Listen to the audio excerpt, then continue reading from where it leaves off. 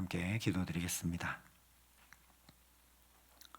아버지 하나님, 오늘도 새날을 주실 뿐 아니라 주님 앞에 우리를 부르셔서 이 날을 살아갈 힘과 소망을 주시니 참으로 감사합니다. 아버지 하나님, 오른팔에 온전히 붙들려 오늘도 복된 걸음으로 참된 지혜를 가지고 하나님 앞에 살아가는 아름답고 귀한 삶이 될 수 있도록 이 시간 주의 생명의 말씀으로 주의 성령으로 우리에게 충만케 하여 주시옵소서. 예수님 이름으로 기도합니다. 아멘. 오늘 우리에게 주시는 하나님 말씀은 열왕기상 4장 1절부터 19절의 말씀입니다. 열왕기상 4장 1절부터 19절의 말씀을 봉독해 드리겠습니다. 하나님의 말씀입니다. 솔로몬 왕이 온 이스라엘의 왕이 되었고 그의 신하들은 이러하니라. 사독의 아들 아사리야는 제사장이요 시사의 아들 엘리호렙과 아히야는 서기관이요 아힐루의 아들 여호사밧은 사관이요 여호야다의 아들 브나야는 군사령관이요 사독과 아비아달은 제사장이요 나단의 아들 아사리야는 지방관장의 두령이요 나단의 아들 사붓은 제사장이니 왕의 벗이요 아이살은 국내 대신이요 압다의 아들 아도니람은 노동감독관이더라. 솔로몬이 또 이스라엘의 12지방 관장을 두매 그 사람들이 왕과 왕실을 위하여 양식을 공급하되 각기 1년에 한 달씩 양식을 공급하였으니 그들의 이름은 이러하니라. 에브라임 산지에는 벤후리요 마가스와 사알빔과 벳세메스와 엘론 베타난에는 벤데겔이요 아룻봇에는 벤헤셋이니 소고와 헤벨 온 땅을 그가 주관하였으며 나밧돌 높은 땅 온 지방에는 벤 아비나답이니 그는 솔로몬의 딸 다밧을 아내로 삼았으며 다낙과 무깃도와 이스라엘 아래 사르단가에 있는 베스안 온 땅은 아힐룻의 아들 바하나가 맡았으니 베스안에서부터 아벨 무홀라에 이르고 용르암 바깥까지 미쳤으며 길앗 라못에는 벤게벨이니 그는 길르앗에 있는 므낫세의 아들 야일의 모든 마을을 주관하였고 또 바산 아르곱 땅의 성벽과 놋 빗장 있는 60개의 큰 성읍을 주관하였으며 마하나임에는 이또의 아들 아히나답이요 납달리에는 아히마스이니 그는 솔로몬의 딸 바스맛을 아내로 삼았으며 아셀과 아롯에는 후세 아들 바하나요 이사갈에는 바루아의 아들 여호사밧이요 베냐민에는 엘라의 아들 시므니요 아모리 사람의 왕 시혼과 바산 왕 옥의 나라 길르앗 땅에는 우리의 아들 게벨이니 그 땅에는 그 한 사람만 지방 관장이 되었더라. 아멘. 말씀을 읽었는데 대체 무슨 말씀인지, 솔로몬 왕이 왕국을 이루고 이제 이런 행정 조직과 또 나라를 다스리는 지역 개편을 이루었다는 것이 오늘 말씀입니다. 그런데 어떤 말이든 맥락이 매우 중요합니다. 예를 들면 지금 저에게 목사님 날씨가 덥네요 라고 누군가 말씀하신다면 일반적으로는 기온이 높고 이제 여름이 되었다. 그러니까 안부를 묻는 그런 말이지만 지금 이 자리에 예배당 안에서 여러분 중에 저에게 목사님 날씨가 덥습니다 이렇게 얘기한다는 것은 오늘 왜 에어컨을 틀지 않으셨습니까? 너무 덥습니다. 그런 말이 될 수 있는 거죠. 이처럼 열왕기상 말씀을 들을 때도 맥락을 고려해야 합니다. 열왕기상하와 역대상하는 이스라엘의 역사를 다루는 내용도 거의 비슷한데 기록의 시기와 목적이 전혀 다릅니다. 역대상하는 바벨론 포로기 이후에 이스라엘 백성들이 예루살렘으로 돌아와서 성전을 다시 재건하고 낙심해 있던 이스라엘 백성들을 향해서 선포되는 말씀이기 때문에 우리는 하나님의 선택받은 백성이다. 다윗 왕조를 통해 성전 예배가 회복되어야 한다라는 그 소망을 중심으로 다윗 왕조의 잘못이나 죄에 대한 고발은 제외시키고 이상적 왕국의 모습만 전해줍니다. 하지만 열왕기 상하는 신명기적인 역사관을 가지고 공과 사를 모두 다 전합니다. 즉 율법에 순종하면 복을 받고 불순종하면 저주를 받는다는 신명기 말씀에 기초해서 열왕기 왕들의 행적들을 입체적으로 있는 그대로 전합니다. 오늘 말씀도 마찬가지라는 거죠. 솔로몬 왕이 온 이스라엘의 왕이 되었고 라고 오늘 말씀이 시작하고 있는데, 이런 맥락에서 이 말씀은 뭔가 좀 이상하다라는 걸 우리가 눈치챌 수 있어야 합니다. 왜냐하면 사무엘하 8장에서 다윗이 온 이스라엘을 다스려 다윗이 모든 백성에게 정의와 공의를 행할세라고 말씀을 했었기 때문입니다. 다윗의 경우는 먼저 유다 지파 안에서만 왕이 되어서 헤브론에서 7년 6개월을 다스린 다음에 온 이스라엘의 왕이 되었기 때문에 드디어 통일 이스라엘 왕이 되었다라고 온 이스라엘을 그가 다스렸다 이렇게 얘기한 겁니다. 하지만 솔로몬은 그런 게 아니라 처음부터 온 이스라엘의 왕이었기 때문에 굳이 이렇게 말할 필요가 전혀 없는데도 온 이스라엘의 왕이 되었다 말씀을 하고 있다는 거죠. 뭔가 여기에 담겨 있다라는 겁니다.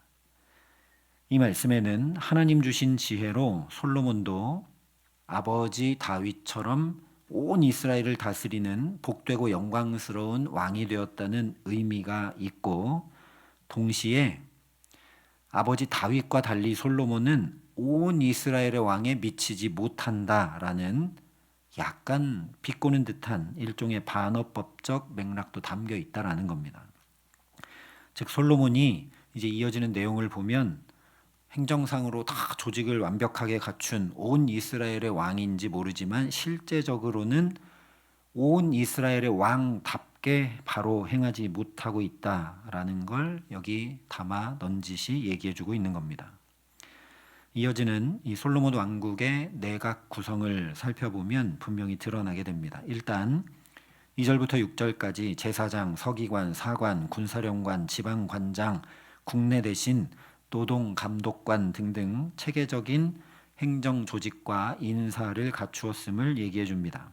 간단히 설명을 드리면 3절의 서기관은 공문서 작성과 보관 뿐만 아니라 나라의 재정, 회계까지 담당하는 직책이고, 사관은 국사를 빠짐없이 기록하는 중요한 직책이어서 다윗 때부터 대를 이어서 그 직책을 맡도록 등용했다라는 걸 알려주고 있습니다. 4절의 군사령관은 브나야만 언급했는데 지금 평화의 시대가 도래되었기 때문에 더 이상 전쟁을 하지 않아도 되는 나라가 되었다는 이야기입니다. 5절의 지방관장 아사리아는 7절 이하에 말씀하고 있는 12지방, 그러니까 이스라엘 전체를 12로 나누어서 각각 관장을 두었는데 그 관장들의 두령으로 삼아서 나라 전체의 세금을 관장하는 직책입니다.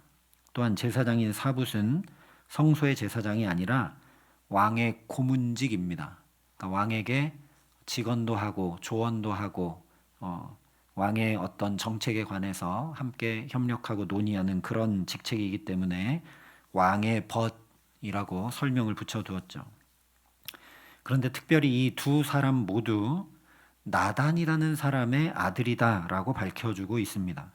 이 나단은 우리가 아는 다윗의 죄를 지적해 주었던 선지자 나단이 아니라 사무엘하 5장에 다윗의 아들들이 기록되고 있는데 거기 나오는 나단입니다. 그러니까 솔로몬이 자기에게 바른 조언을 해주고 때로는 직언도 하고 충성을 해야 할 그 직책과, 그리고 나라 전체의 재정을 관리하는 아주 중요한 직책에 친인척을 등용했다는 얘기입니다.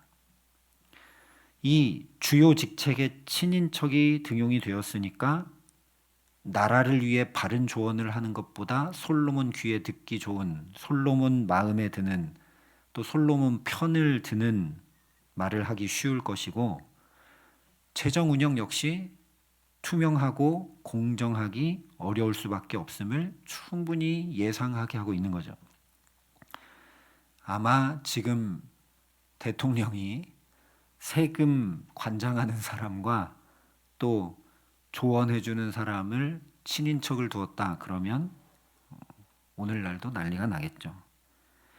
이에 대한 구체적인 사례로 7절부터 19절까지 세금을 걷기 위해서 온 이스라엘에 두었던 12지방 관장들을 얘기해 줍니다. 먼저 7절을 보면 솔로몬이 또 온 이스라엘의 12지방 관장을 두매 그 사람들이 왕과 왕실을 위하여 양식을 공급하되 각기 1년에 한 달씩 양식을 공급했다 말씀을 합니다.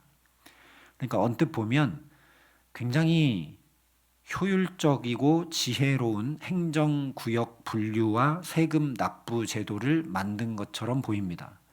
이스라엘은 12지파인데 이 이스라엘 전체를 12로 나누어서 세금을 내는데 한 지역만 이렇게 하게 하거나 또는 12달 내내 12지역이 하게 한 것이 아니라 한 달씩 돌아가면서 12달 내게 했다는 거죠. 그러나 이것을 자세히 들여다보면 불공정 행정이 가득 담겨 있는 것이 여실히 드러납니다. 이 7절부터 19절까지를 잘 들여다보면 눈에 띄는 세 가지 특징이 드러나는데 첫 번째는 앞에서도 살펴본 그대로 친인척 인사가 여기에 드러납니다. 11절에 벤 아비나답은 다윗의 조카입니다. 그러니까 솔로몬과는 원래 사촌 관계인데다가 솔로몬의 딸 다맛과 결혼한 사위입니다.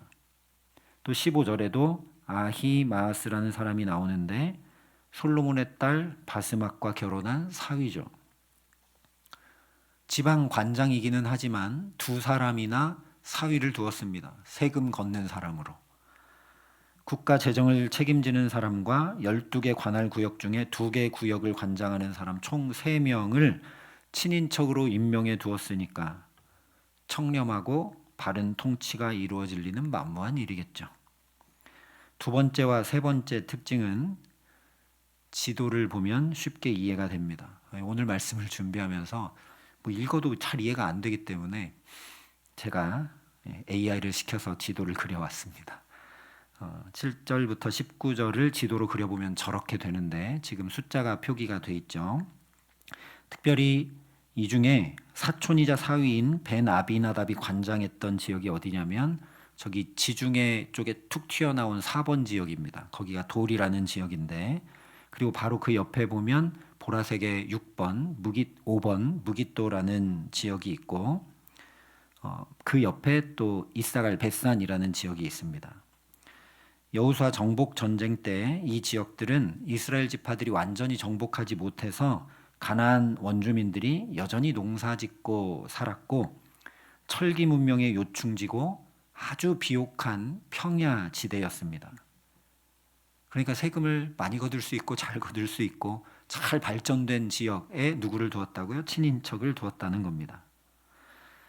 이 가나안 성읍들이 솔로몬 행정구역에 친인척을 통해 강제 편입이 되어서 왕실 직속 최고 경제 곡창지대로 삼았다라는 얘기입니다. 그러니까 이것은 하나님께서 이스라엘에게 나누어 주셨던 유업으로 주셨던 12지파의 경계와 다릅니다. 솔로몬이 세금 잘 걷기 위해서 자기 편의와 유익을 위해서 하나님이 나누어 준 경계도 다 무너뜨리고 자기 마음대로 재편했다는 겁니다. 이것이 두 번째 특징이고 세 번째 특징이 가장 심각할 수 있다 할 수 있는데 지도에 보시면 아래쪽에 빗금 빨간색이 되어 있는 지역이 있는데 거기가 유다 지파의 땅입니다. 그런데 거기엔 번호가 없죠. 나머지만 1번부터 12번까지 있습니다. 무슨 얘기입니까? 솔로몬이 세금 거둘 12지역을 자기 편의상 다 나누면서 자기가 소속된 지파인 유다 지파에게서는 아예 세금을 안 걷었다는 얘기입니다. 그러니까 세금은 북쪽과 동쪽에 11개 지파가 피땀 흘려서 내고 그 혜택은 남쪽의 유다 지파와 예루살렘 왕실이 독점하는 구조를 만들었다는 거죠. 그러니까 성경 읽을 때는 뭔가 그러는데 살펴보니까 이상한 말씀이죠. 이런 지리적 경제적 차별 대우는 나중에 솔로몬이 죽자마자 우리가 왜 유다 지파와 다윗 가문을 위해서 이렇게 고생을 해야 되느냐 하면서 북쪽 지파들이 전면 반란을 일으켜 나라가 두 쪽으로 갈라지고 말게 됩니다. 이처럼 솔로몬은 자기 소속인 유다 지파에게만 면세 혜택을 주고 친인척들을 요직에 앉히고 하나님 주신 유업의 경계선마저 다 자기 마음대로 재편했습니다. 이것이 솔로몬 왕국의 화려한 외형 뒤에, 그리고 잘 갖추어지고 아주 나라를 잘 만든 것 같은데 지혜를 가지고 그 뒤에 숨겨진 어두운 민낯이라는 거죠. 솔로몬은 분명 하나님께 전무후무한 지혜를 받은 왕입니다. 그러나 그 지혜의 끝은 하나님의 공의가 아니라 자기 지파와 자기의 유익과 편의를 따르는 불공정함이었습니다. 어쩌면 이런 솔로몬의 모습이 곧 우리 모습인지 모르겠습니다. 우리 역시 솔로몬처럼 필요할 때, 내가 할 수 없을 때 가난한 마음으로 간절히 간구해서, 그래서 하나님께 은혜도 받고 물질의 복도 받고 지혜도 얻고, 그래서 평강 가운데 살아가게 될 때 그것을 하나님 나라와 이웃을 위해 쓰기보다 내 편의대로, 내가 원하는 대로, 내 유익과 만족을 얻을 수 있는 대로 그렇게 움켜쥐고 살 때가 많기 때문입니다. 내 가정이 편하고 내가 편하고 내 자녀들이 이익을 얻고 우리 가족이나 친인척이 잘 되는 일이라면 다른 이들의 아픔쯤은 모른 척하고 외면하며 살아갈 때가 참 많습니다. 내 자녀가 취직됐다는 것은 사실 누군가의 자녀가 탈락했다는 얘기입니다.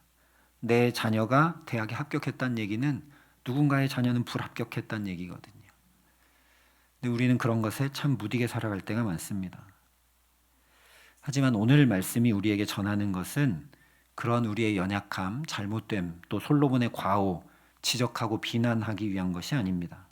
성경은 오히려 솔로몬의 이 모든 어쩌면 영적 타락과 실책 속에서도 이렇게 선포하기 때문입니다. 솔로몬 왕이 온 이스라엘의 왕이 되었고, 그러니까 솔로몬이 하나님의 은혜도 받고 복도 받고 그러고 나서 변했는지 모르지만 하나님은 변하지 않으셨다는 겁니다. 솔로몬은 하나님 주신 은혜를 자기 만족을 위해서 잘못 사용하고 하나님을 조금씩 잊어가고 있었는지 몰라도 하나님은 그 솔로몬을 결코 잊지 않으셨고 당신의 백성 이스라엘을 포기하지 않으셨다라는 선포가 솔로몬이 온 이스라엘의 왕이 되었다는 선포이기 때문입니다. 그 증거가 바로 2절에 말씀하고 있는 첫 번째 나오는 대신의 이름입니다. 다윗 시대에는 전쟁을 치러야 했기 때문에 다윗 행정조직을 얘기할 때는 누가 가장 먼저 나오느냐? 군사령관 요압이 가장 먼저 나옵니다. 다윗 통치 초기에도 가장 먼저 요압이 나오고 다윗 통치 말기에도 군대장관 요압이 가장 먼저 나옵니다. 그런데 솔로몬 시대에는 제사장 아사리아의 이름이 가장 먼저 나옵니다. 이것이 놀라운 복음입니다. 인간 왕은 지금 탐욕으로 무너지고 있을지라도 하나님께서는 출애굽 때부터 약속하셨던 그 말씀, 너희가 내게 대하여 제사장 나라가 되며 거룩한 백성이 되리라 하셨던 그 신실한 언약을 지금 기어이 성취해 가고 계신다라는 선포이기 때문입니다. 솔로몬이 왕이 되어 있는지 모르지만 가장 먼저 누가 나오느냐? 제사장이 나옵니다. 이 나라는 제사장 나라라는 거죠. 하나님 다스리시고 통치하시는 나라라는 겁니다. 솔로몬이 이렇게 하고 저렇게 하고 있는지 몰라도 하나님이 주장하시고 다스리시는 것을 보라는 겁니다.